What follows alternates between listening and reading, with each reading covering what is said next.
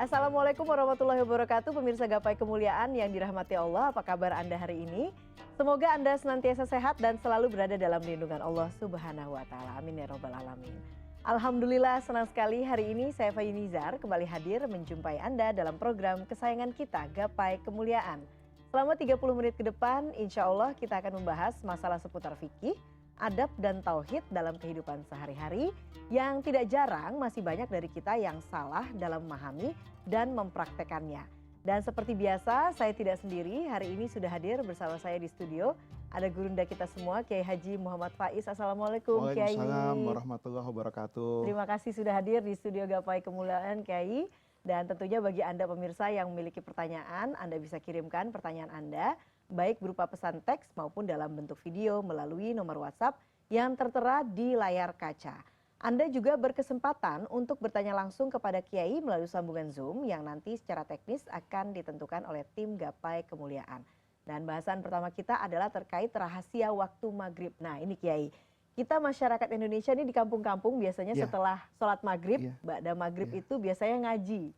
Nah ini apakah memang ada rahasia waktu ba'da maghrib sampai isya ini Kiai? Memang ada rahasianya Mbak Eva. Dan itu pertanyaan itu membuat saya terkenang dengan masa indah di masa lalu. Betapa dulu kita sama ayah kita, sama kakek kita itu diajarin kan. Sebelum maghrib itu sudah harus pulang di rumah. Kemudian merapikan badan, membersihkan badan.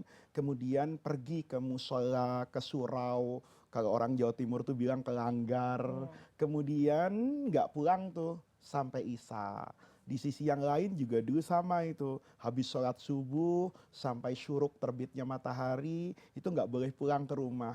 Ada di masjid-masjid. Nah ini kalau kita belajar setelah saya dewasa, saya mengagumi betul betapa orang-orang tua kita dahulu itu terdidik dengan baik, memahami literasi dan literatur yang tersedia dalam khazanah fikih. Karena waktu maghrib dan isya itu memang memiliki keistimewaan.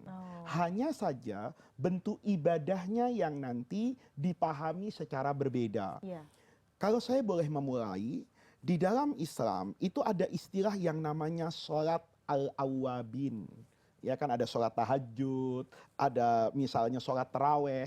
Ada satu sholat yang namanya sholat al-awwabin.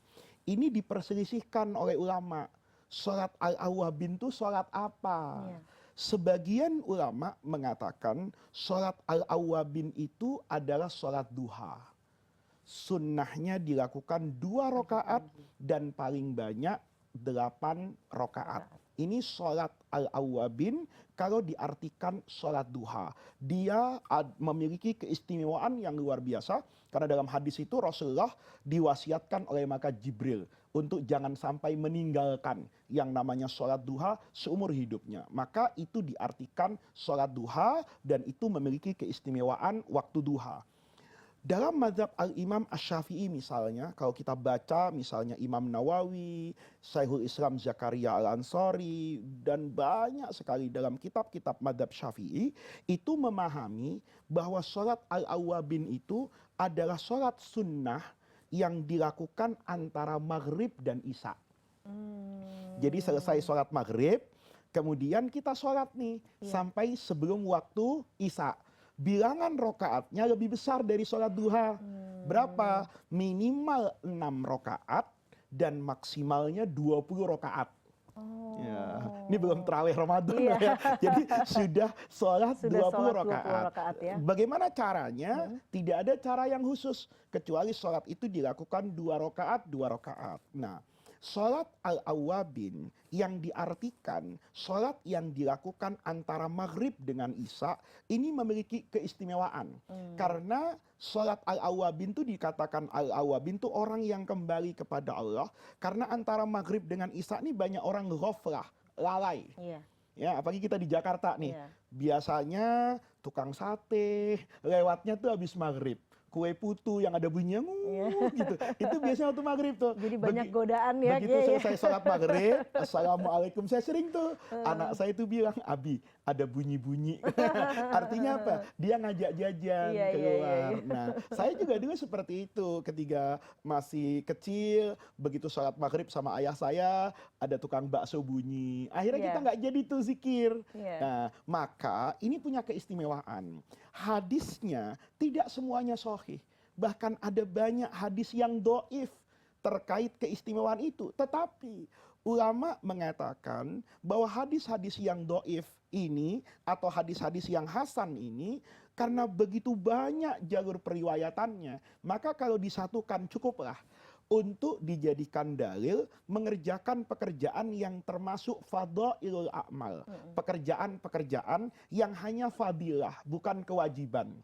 Kalau dikerjakan ya dapat pahala, tidak dikerjakan juga nggak dapat dosa. Itu namanya fadhailul a'mal. Nah, di sini Imam Al-Iraqi misalnya, Imam Asy-Syaukani misalnya ya, atau riwayat-riwayat dalam banyak kitab yang menyatakan ini dilakukan oleh sahabat Abdullah ibnu Mas'ud, Abdullah ibnu Umar, Salman Al-Farisi, banyak lagi, itu memiliki keistimewaan. Kata Rasulullah, ini ada dua versi yang berbeda. Orang yang sholat 6 rakaat sampai 20 itu pahalanya tidak kalah dengan sholat malam 12 tahun. Ada yang mengatakan, siapa yang menghidupkan maghrib dengan isya, dengan zikir dan sholat, maka dia dihitung sudah sholat malam. Tanpa harus bangun malam-malam. Jadi orang yang Islamnya pas-pasan kayak saya nih ya, Islam minimalis ini, ya mungkin ada baiknya mengambil mazhab itu kan.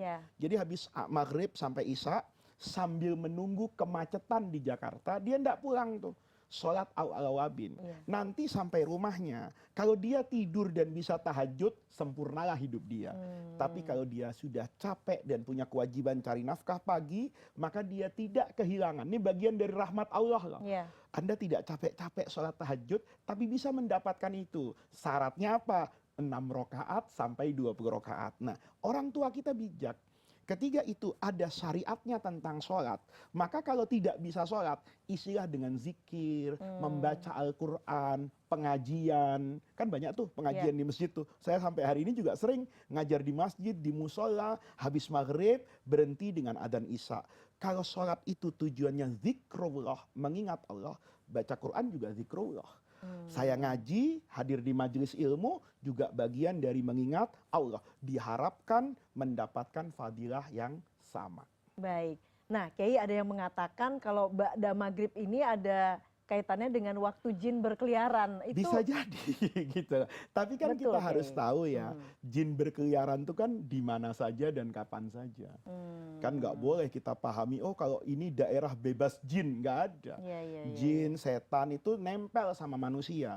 Mau di tanah suci, mau di tanah tidak suci, siang dan malam godaan itu pasti ada. Kalaupun misalnya itu dikatakan turunnya jin, setan atau apapun, ya nggak ada salahnya kan. Begitu mereka turun membawa senjata, kita juga perlu dong mempersenjatai diri kita untuk menghadapi serangan mereka. Baiklah. Ini jinnya ikut denger nih.